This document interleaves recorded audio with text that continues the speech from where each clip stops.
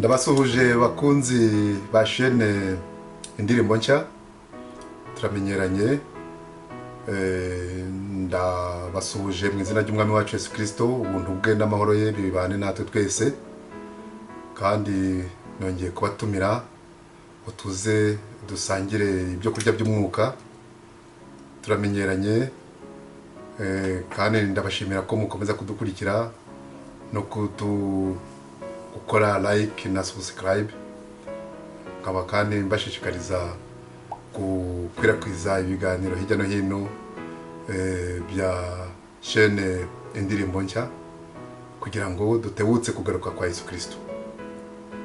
Uyu munsi rero turakomeza muri ya nsanganyamatsiko yacu y'ubuturo bwera. Nibwo tugitangira, ariko ndizera ko mwabaye benshi mwakurikiye ikigisho cy'ubushize cyavuga ngo munyabyaha urihe. Uyu munsi ikigisho cy'uyu munsi kiravuga ngo mu Kristo urihe. Reka twongere dusome mu gitabo cyo Kuva igice cya 25 ku murongo wa 8. Handitswe ngo kandi bandemere ubuturo bwera nturi hagati muri bo. Reka duce bugufi dusenge.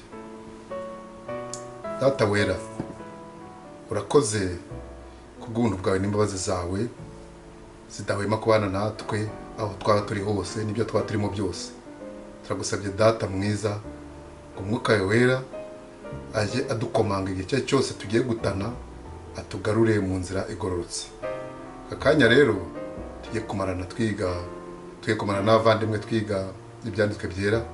Turakuraritse kugira ngo utuyobore, twigishe kandi duhe ubwenge mvajuru kugira ngo dushe gusobanura iby'umwuka uko bikwiriye. Aho icyubahiro kibi cyawe none iteka ryose, mu izina rya Yesu Kristo umwami wacu, amen. Iki kibazo ngo urihe, mu Kristo urihe, kirabazwa umukristo wese waba yumva ari mu mwanya atakagombye kuba arimo. Uwiteka yubakisha ubuturo bwera, intego nyamukuru yari afite ko ari ugutura hagati y'abantu we. Uwiteka yaje dusanga, twe turamuhunga. Niyo mpamvu uyu munsi buri wese utari mu mwanya we cyangwa mu nshingano ze abazwa ngo urihe. Iki kibazo si ubwa mbere kibajijwe. Cyabajijwe abakurambere bacu Adamu na Eva mu busitani bwa Edeni, igihe bari bavuye bivanye mu mwanya Uwiteka yari yabashizemo. Igihe Uwiteka yabasanze aho batagombaga kuba bari, yabasanze mu mwanya batagomba kuba barimo, yarababajije ngo urihe. Nawe mukristo uyu mwanya urabazwa ngo urihe. Mbese umukristo wo muri iki gihe yagombye guhagarara gute kugira ngo atabazwa iki kibazo ngo urihe? Mureke dusome muri Yohana igice cya mbere ku murongo wa 12. Handitswe ngo icyakora abamwemeye bose bakizera izina rye yabahaye ubushobozi bwo kuba abana b'Imana. Aya magambo tumaze gusoma muri Yohana igice cya mbere umurongo wa 12 aratwereka ko aba bavugwa bahindutse ibyaremwe bishya. Kuba bakimara kwizera bagahabwa ubwo bushobozi bwo kwitwa abana b'Imana.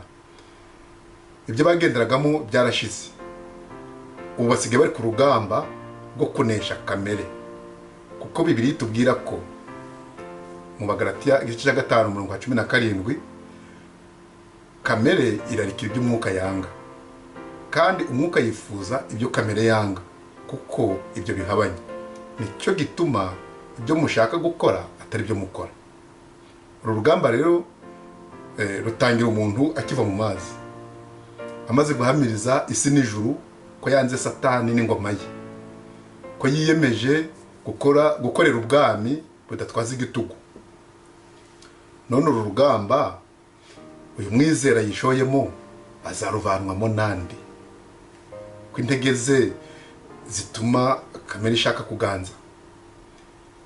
Bibiliya kandi tubwira ko mu Baroma 8 umurongo wa 1 abari muri Kristo Yesu nta teka bazacirwaho. Ariko mu Befeso, mu gitabo cy'Abefeso igice cya 4 umurongo wa 17 kugeza ku 32 hatubwira inama yo kwambara umuntu mushya. Handitswe ngo, nicyo gituma mvuga ibi nkabihamya mu mwami yuko mutakigenda nk'uko abapagani bagenda, bakurikiza ibitagira umumaro byo mu mitima yabo. Ubwenge bwabo buri mu mwijima, kandi ubujiji buri muri bo, no kunangirwa kw'imitima yabo byabatandukanije n'ubugingo buva ku Mana, kandi babaye ibiti biha ubusambanyi bwinshi, mukora iby'isoni nke byose bifatanije no kwifuza. Ariko mwebweho ntimwize Kristo mutyo. Niba mwaramwumvise mukigishirizwa muri we ibihura n'ukuri ko muri Yesu, bibabwiriza iby'ingeso zanyu za kera, ko mukwiye kwiyambura umuntu wa kera uheneberezwa no kwifuza gushukana, mugahinduka bashya mu mwuka w'ubwenge bwanyu, mukambara umuntu mushya waremewe ibyo gukiranuka no kwera bizanywe n'ukuri, kuko Imana yabishatse. Nuko mwiyambura ibinyoma, umuntu wese avugana ukuri na mugenzi we, kuko turi ingingo za bagenzi bacu. Nimurakara ntimugakora icyaha, izuba ntirikarenge mukirakaye, kandi ntimubererekere Satani. Uwibaga ntakongere kwiba, ahubwo akora imirimo, akoresha amaboko ibyiza kugira ngo abone ibyo gufasha umukene. Ijambo ryose riteye isoni ntirigaturuke mu kanwa kanyu, ahubwo uko mubonye uburyo mujye muvuga iryiza ryose ryo gukomeza abandi, kugira ngo riheshe abaryumvise umugisha. Kandi ntimuteze agahinda umwuka wera w'Imana wabashyiriweho kuba ikimenyetso, kugeza ku munsi wo gucungurwa. Gusharira kose n'uburakari n'umujinya n'intonganya no gutukana hamwe n'igomwa ryose bibavemo. Mugirirane neza, mugirirane imbabazi, mubabarirane ibyaha kuko Imana yabababariye muri Kristo. Amen. Iyi nyandiko ya Pawulo yayandikiye abizera mu itorero rya Efeso, itubwira uburyo tugomba kwitwara mu buzima bushya twinjiyemo ubwo twavukaga ubwa kabiri. Hano turabona abantu babiri kandi bitwara ukubiri. Turabona umuntu wa kera, turabona n'umuntu mushya. Ibi biratwereka ko iyo tumaze kuvuka ubwa kabiri, imyifatire mishya igomba kuba ihabanye n'iya kera. Ariko aya ni amahitamo hagati y'ukuri n'ikinyoma. Aha umukristo arabazwa, nanjye ndabazwa ngo urihe. Umukristo urabazwa ngo urihe, nanjye ndabazwa ngo ndihe. Mbese ubona nk'umuntu wa kera cyangwa ubona nk'umuntu mushya? Uwiteka arifuza gutura muri wowe. Uwiteka arifuza gutura mu mutima wawe uyu munsi. Mu zindi nyandiko za Pawulo usanga avuga umuntu w'imbere n'umuntu w'inyuma. Hari n'aho avuga kuyoborwa n'umwuka no kuyoborwa na kamere. Umuntu wa kera rero uvugwa hariya ni ijambo intumwa Pawulo yakunze gukoresha. Ni ukwitwara gute? Umuntu wa kera ni ukwitwara nk'abapagani, ni ukugira ubwenge bucuza umwijima, ni ukugira ubujiji, ni ukwinangira umutima, ni ukwiyandarika.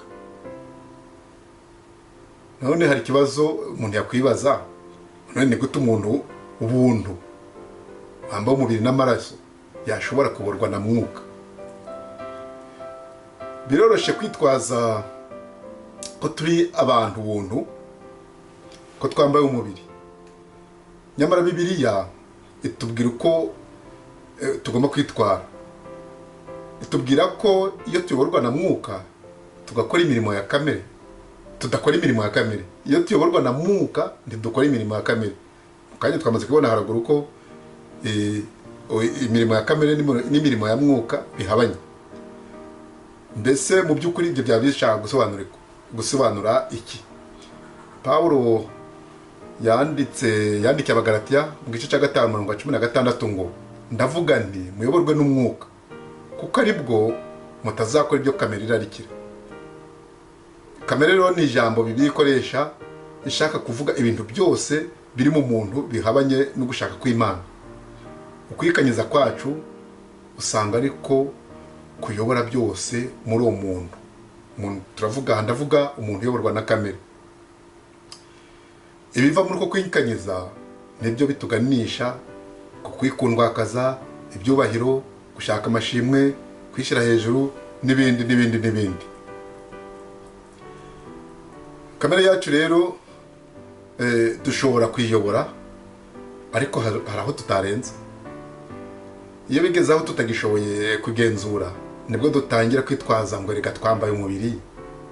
Nyamara intumwa Pawulo yaratwihanangirije iti uyoborwa n'umwuka ntaba akigenzurwa n'irari rya kamere. None se bene data bashiki banjye bakunzi ba shene indirimbo nshya, kuyoborwa na mwuka ni iki? Kuyoborwa na mwuka bivuga, mbese dutanze urugero, iyo ugenda ujya mbere ukava kuri A ukajya kuri B, kuyoborwa na mwuka ni uko ugomba kuba umufite. Aha mwuka tuvuga ni mwuka wera. Mwuka wera ni imbaraga iriho kandi ikora, iruta imbaraga za cya cyuma giterura za konteneri kizishyira mu bwato. Sinabona amagambo yo kuvuga imbaraga za mwuka uko zingana. Iyo ufite iyo mbaraga, umunsi mushya uba utangiye mu buzima bwawe, kandi uyu munsi mushya utangira kwandika amateka mashya mu buzima bwawe. Mwuka wera ni iki? Mwuka wera Bibiliya itubwira ko ari umufasha ufasha abantu bashaka impinduka mu buzima bwabo. Mwuka wera duha imbaraga zo kwihanganira ibishuko n'ibigeragezo by'ubwoko bwose, kandi ni umuyobozi uzi neza inzira Yesu yadufunguriye ubwo ari hano ku isi, inzira itugarura iyo twatanye, kandi izanira wowe n'abagenzi bawe amahoro n'imigisha n'umunezero. Mwuka wera rero mu nshingano ze aratwibutsa kandi akaduha imbaraga mu bihe binyuranye.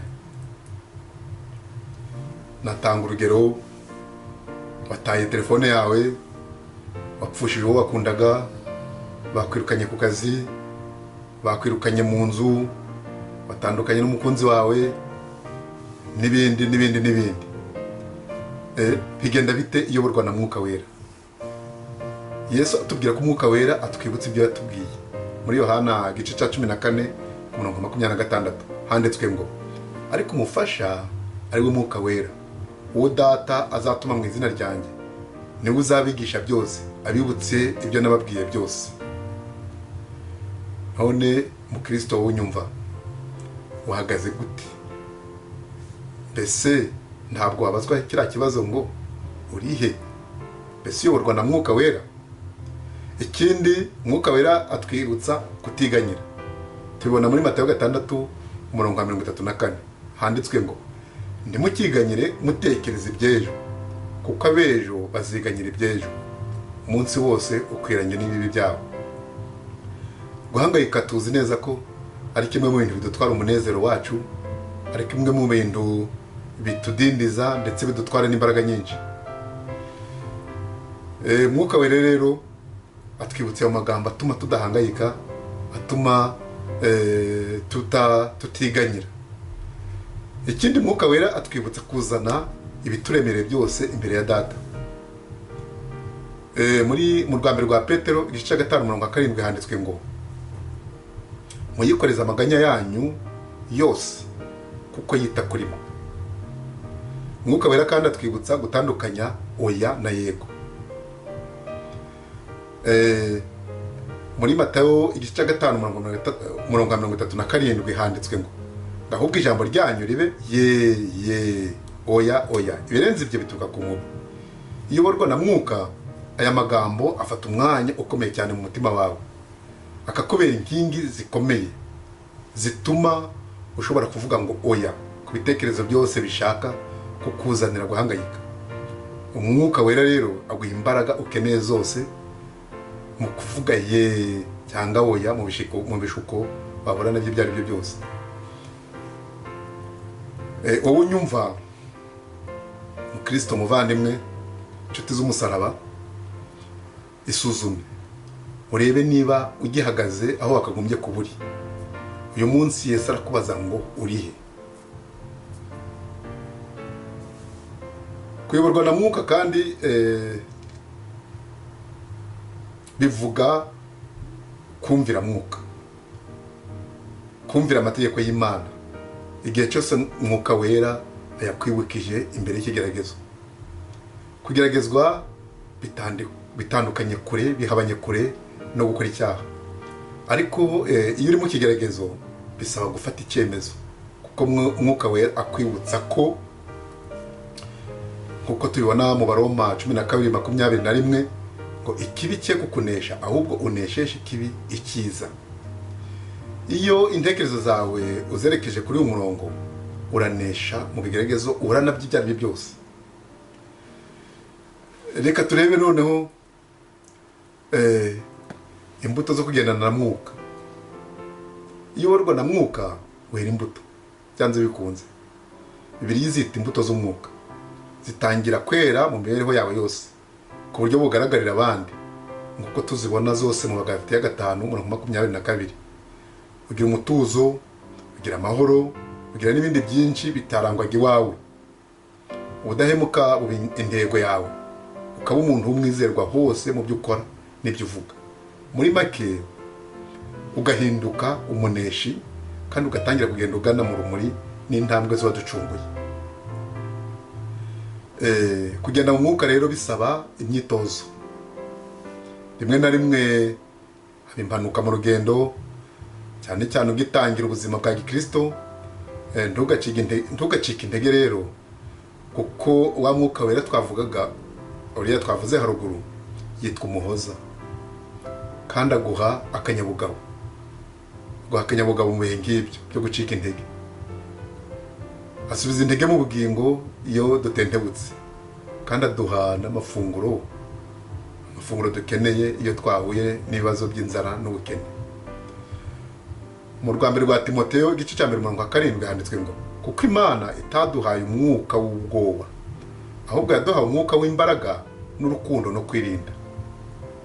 Ye mwene data, mushiki wanjye unyumva, urahamagarirwa kwisuzuma ukareba aho uhagaze, ukareba nuko uhagaze, maze ukagaruka mu rugo nk'uko mwana y'ikirara tumaze kuvuga haruguru yagarutse. Nibyo nsabira unyumva wese, nanjye nisabira. Nibyo nsabira n'umukristo wese wumva yaraguye, wumva yarataye ibirindiro yagombye kubahagazemo, yumva yaratanye. Yesu yiteguye kumwakira, ateze amaboko, arambuye amaboko. Nibyo kandi nsabira buri wese kugira ngo agaruke mu rugo mu izina rya Yesu Kristo umwami wacu. Amen.